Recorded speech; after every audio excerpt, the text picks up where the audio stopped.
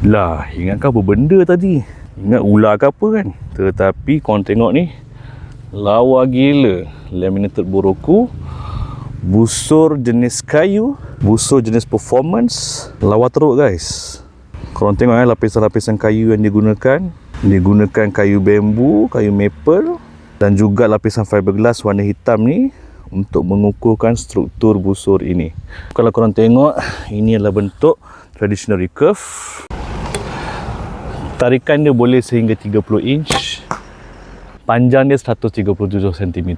Korang nak gunakan untuk memanah berkuda pun tak ada hal. Abang Arcos just nak tahu korang minat tak nak dapatkan bow laminated Roku ini pada harga bawah 500, specifically RM470 buat masa ini sebelum harga dia naik semula pada 1299. 470 bukan saja korang dapat bow, tapi juga dapat bonus 3 anak panah percuma.